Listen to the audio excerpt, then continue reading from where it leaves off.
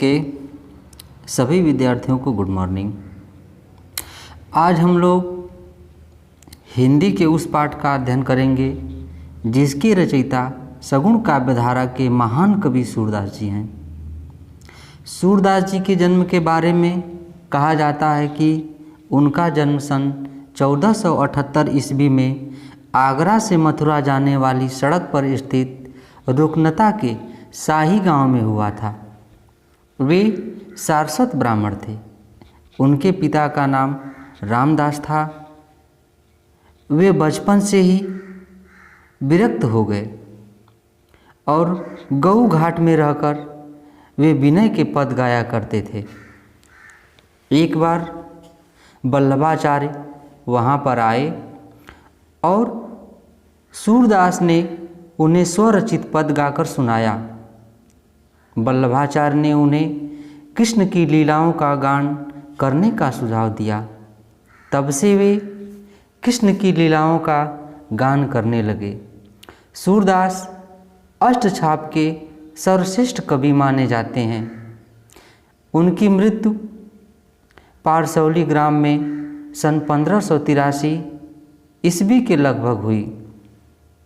इनकी रचनाएं हैं सूरसागर, सूरसारावली तथा साहित्य लहरी। सूरदास ने कृष्ण की लीलाओं से लेकर गोपियों की विरह पीड़ा तथा उनके प्रेम का बड़ा आकर्षक वर्णन किया है।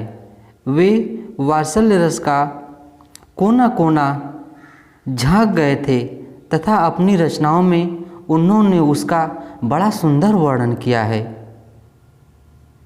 यह था उनका संक्षिप्त जीवन परिचय।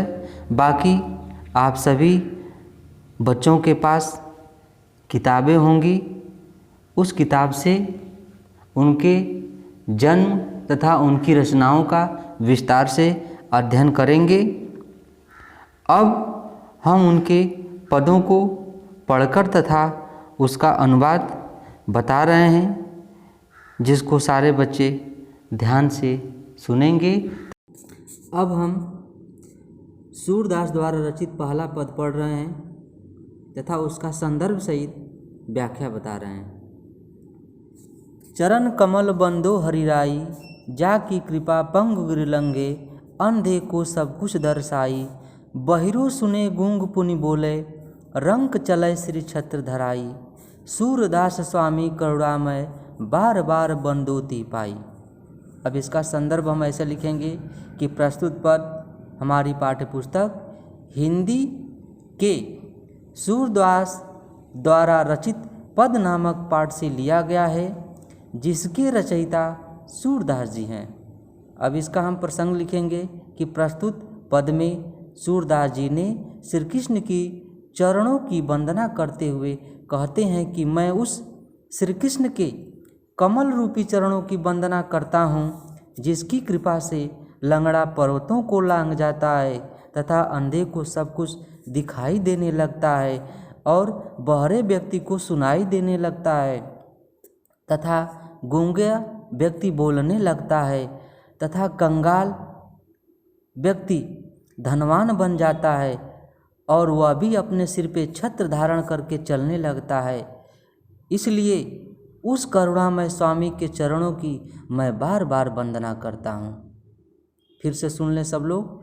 प्रस्तुत पद में सूरदास जी कहते हैं कि मैं उस श्री कृष्ण के कमल रूपी चरणों की वंदना करता हूँ, जिसकी कृपा से लंगड़ा पर्वतों को लांघ जाता है, अंधे को सब कुछ दिखाई देने लगता है, बहरे को सब कुछ सुनाई देने लगता है तथा गूंगा बोलने लगता है तथा गरीब कमजोर कंगाल व्यक्ति राजा बन जाता है अपने तथा वह भी अपने सिर पे छत्र धारण करके चलने लगता है। इसलिए मैं उस करुणामय स्वामी के चरणों की बार बार वंदना करता हूँ। अब इसके बाद हम लोग दूसरा पद पढ़ेंगे।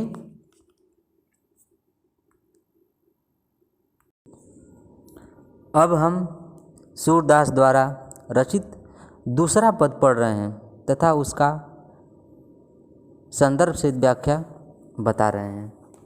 अपिगत गत कुछ कहत न आवे, ज्यों गूंगे मीठे फल को रस अंतर्गत ही भावे।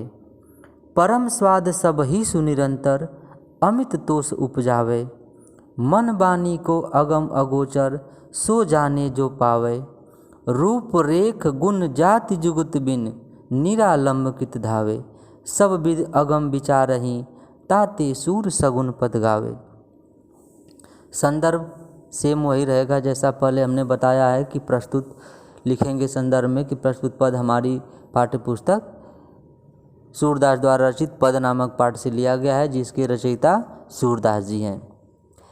इस पद में सूरदास जी ने सगुण भक्ति की महत्ता को बताया है। सूरदास जी कहते हैं कि निराकार, जो निराकार ब्रह्म है उसकी उपासना करना संभव नहीं है, क्योंकि उस ब्रह्म का कोई आकार ही नहीं है।